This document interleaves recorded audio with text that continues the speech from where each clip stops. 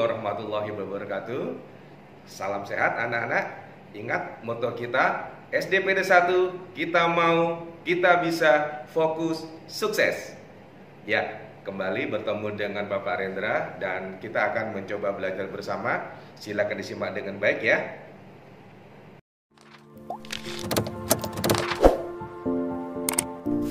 Assalamualaikum warahmatullahi wabarakatuh.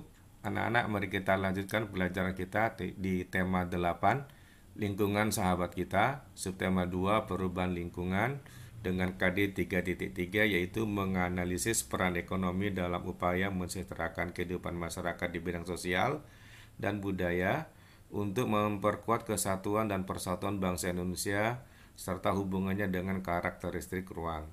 Kali ini kita akan membahas usaha ekonomi berdasarkan pengelolaannya. Usaha ekonomi ada yang dikelola sendiri dan ada yang dikelola kelompok. Usaha yang dikelola sendiri disebut usaha perorangan, adalah suatu barang usaha atau perusahaan yang dimiliki dan dikelola oleh pengusaha perorangan. Ciri umumnya, usaha perseorangan adalah: 1. Dimiliki oleh perseorangan. 2. Pengelolaannya terbatas. 3. Modalnya kecil. 4. Kelangsungan usaha tergantung pada kebijakan pemilik usaha. 4. Jenis usaha yang ini mudah didirikan namun mudah juga dibubarkan. Yang berikutnya, waktu pengelolaannya tergantung pada pemilik dan seluruh keuntungan dan kerugian itu untuk diri sendiri. Ini contohnya penjual bakso keliling dan penjual sayuran keliling ya. Contoh usaha ekonomi perorangan sebagai berikut. Yang pertama, di bidang pertanian, ini ada sebagian besar usaha pertanian dikelola secara perorangan. Usaha ini memiliki modal terbatas, lahan yang digarap petani itu biasanya terbatas. Lahannya berupa sawah dan juga tegalan. Namun ada juga usaha pertanian yang dilakukan secara besar-besaran ya. Nah, ini contohnya dia petani, dan juga ini juga peternakan ayam juga termasuk di bidang pertanian. Kemudian usaha perdagangan, yaitu usaha perdagangan secara perorangan biasanya berskala kecil dan sedang. Contoh usaha perdagangan antara lain pedagang asongan, pedagang keliling, pedagang kaki lima, pedagang di pasar, warung, dan toko kelontong. Nah, ini ya asongan, dan ini yang pedagang keliling. Sama-sama berkeliling, cuma kalau yang keliling, yang asongan ini biasanya di pinggir jalan, ya modalnya lebih kecil. Kemudian usaha jasa, yaitu secara umum banyak usaha yang dikelola secara perorangan. Contohnya usaha salon, fotokopi, bengkel, potong rambut, dan penjual pulsa. Nah, ini contohnya ya. Kemudian industri, sektor industri yang dikelola perorangan merupakan industri rumahan. Contohnya kerajinan tangan berupa pembuatan keramik, souvenir, tembikar, anyaman, dan mebel. Ini pembuatan dari tembikar atau keramik juga yang untuk pot ya. Nah, jenis usaha yang dikelola kelompok. Usaha ekonomi kelompok ini yang dikelola secara bersama, baik modal, pengelolaan maupun keuntungannya. Contohnya ini yang bentuk usaha di bidang bersama sebagai berikut. 1. Badan usaha milik negara, yaitu badan usaha milik negara atau perusahaan negara, yaitu sebuah perusahaan yang seluruh atau sebagian besar modalnya dimiliki negara. BUMN dapat berbentuk perusahaan umum atau perum dan perseroan terbatas atau persero. BUMN bergerak di bidang usaha yang bersifat strategis atau vital, misalnya bidang energi listrik dan telekomunikasi. Bisa juga di bidang bahan bakar kayak minyak Pertamina, ini PLN, ini Telkom ya. Nah, di Indonesia juga terdapat Badan Usaha Milik Daerah atau BUMD.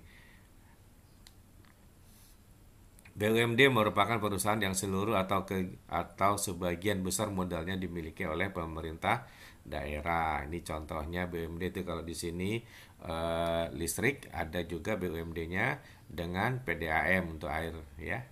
Nah, tujuan pendirian BUMD adalah sebagai berikut. 1. Ikut melaksanakan pembangunan ekonomi daerah dan pembangunan ekonomi nasional.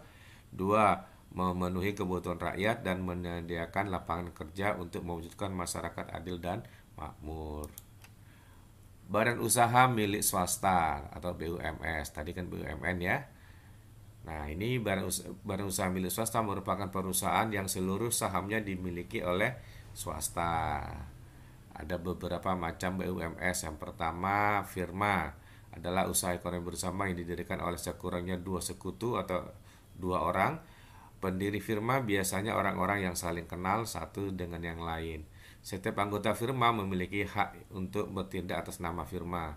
Anggota firma juga bertanggung jawab secara penuh atas risiko kerugian firma. Usaha berbentuk firma biasanya bergerak di bidang layanan konsultasi hukum dan keuangan.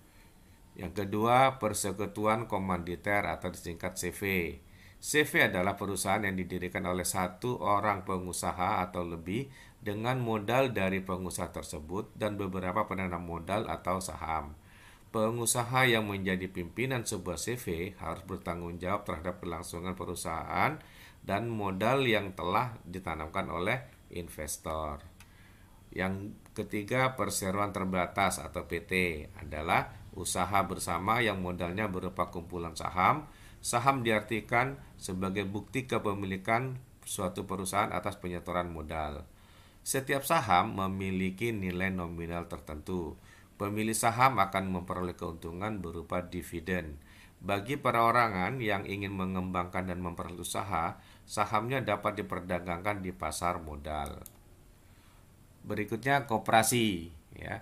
Berdasarkan Undang-Undang Nomor 25 Tahun 1992 tentang perkoperasian, koperasi adalah badan usaha yang beranggotakan orang-orang atau badan hukum koperasi dengan berlandaskan kegiatannya berdasarkan prinsip koperasi sekaligus gerakan ekonomi rakyat yang berdasarkan atas asas kekeluargaan. Nah, koperasi sesuai dengan UUD 45 pasal 33 ayat 1 yaitu bentuk perekonomian disusun atas usaha bersama berdasarkan asas kekeluargaan. Koperasi pertama kali dikembangkan oleh Dr. Andes Muhammad Hatta. Atas perannya tersebut, beliau dijuluki Bapak Koperasi Indonesia. Ini hanya pengenalan logo Koperasi Indonesia. Yang pertama seperti ini dari tahun 1947 sampai 2012, sempat berganti logonya ya dari 2012 sampai 2015 dan kembali lagi sekarang kepada logo yang awal.